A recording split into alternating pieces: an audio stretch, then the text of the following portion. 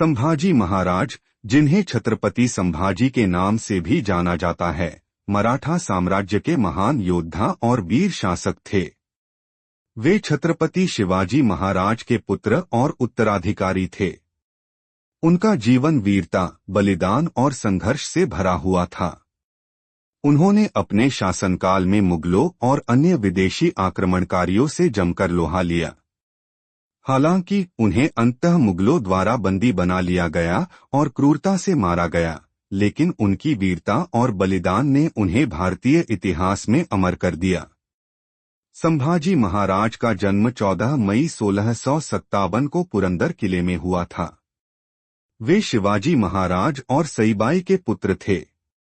दुर्भाग्य से उनकी माता सईबाई का निधन उनके बचपन में ही हो गया, जिससे उनका लालन पालन उनकी दादी जीजाबाई ने किया। छोटे संभाजी को शिक्षा प्राप्त करने के लिए 8 वर्ष की आयु में आगरा के राजा जयसिंह के पास भेजा गया था। वहां उन्होंने संस्कृत, मराठी, फारसी और कई अन्य विषयों की गहन शिक्षा प्राप्त की। वे बचपन से ही एक कुशल योद्धा और रणनीतिकार थे। उनकी युद्ध कौशल और घुड़सवारी की कला उन्हें कम उम्र में ही एक महान योद्धा बना चुकी थी। संभाजी महाराज और शिवाजी महाराज के संबंध कई बार तनावपूर्ण भी रहे।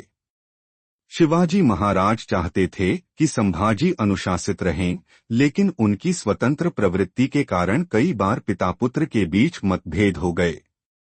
एक समय तो ऐसा भी आया जब संभाजी महाराज को कुछ समय के लिए पन्हाला किले में नजरबंद कर दिया गया था। हालांकि जब शिवाजी महाराज का 1680 में स्वर्गवास हुआ, तब संभाजी ने अपने अधिकार के लिए संघर्ष किया और अंततः मराठा सिंहासन पर अधिकार कर लिया। संभाजी महाराज का शासनकाल चुनौतियों से भरा रहा। शिवाजी महाराज की मृत्यु के बाद मराठा साम्राज्य कई संकटों से घिर गया था। मुगल सम्राट औरंगजेब ने मराठा साम्राज्य को कमजोर करने के लिए हमले तेज कर दिए। संभाजी महाराज ने मुगलों के खिलाफ खुला विद्रोह किया। उन्होंने अपनी सेना को संगठित किया और मुगलों के खिलाफ कई सफल युद्ध लड़े। उन्होंने दक्षिण भारत के कई क्षेत्रों में अपनी शक्ति स्थापित की और मुगलों की योजनाओं को ध्वस्त कर दिया। संभाजी महाराज ने मुगलों के अलावा सिद्दी, पुर्तगाली और अंग्रेजों के खिलाफ भी लड़ाई लड़ी। उन्होंने अपनी रणनीति और युद्ध कौशल से मराठा साम्राज्य को मजबूती दी। संभाजी महाराज का जीवन वीरता से भरा हुआ था, लेकिन उनका अंत बहुत ही दर्दनाक था।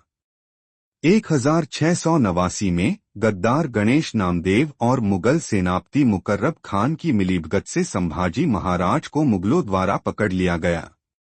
उन्हें औरंगजेब के दरबार में पेश किया गया, जहां उन्हें इस्लाम धर्म अपनाने का प्रस्ताव दिया गया, लेकिन संभाजी महाराज ने धर्म परिवर्तन से साफ इनकार कर दिया। उन्होंने औरंगजेब को अपशब्द कहे और अपनी मातृभूमि के प्रति अटूट निष्ठा दिखाई। इससे क्रोधित होकर औरंगजेब ने उन्हें भयंकर यातनाएं देने का आदेश दिया। संभाजी महाराज को क्रूरतम यातनाएं दी गईं। उनके शरीर को लोहे के गर्म सरियों से जलाया गया, उनकी आंखें निकाल दी गईं और उनकी जीभ काट दी गई। अंततः 11 मार्च 1689 को उन्हें बेरहमी से मार दिया गया। संभाजी महाराज की मृत्यु के बाद मराठा साम्राज्य कमजोर नहीं हुआ, बल्कि उनके बलिदान ने मराठाओं को और अधिक प्रेरित किया। उनके बलिदान के बाद मराठाओं ने औरंगजेब के खिलाफ और अधिक जोश और जुनून से लड़ाई लड़ी और अंततः मुगलों को पराजित किया। संभाजी महाराज सिर्फ एक योद्धा नहीं थे, बल्कि वे एक कवि और लेखक भी थे। उन्होंने संस्कृत और मराठी में कई ग्रंथों की रचना की थी। उनकी रचनाएं उनकी बौद्धिक क्षमता और साहित्यिक प्रतिभा को दर्शाती हैं।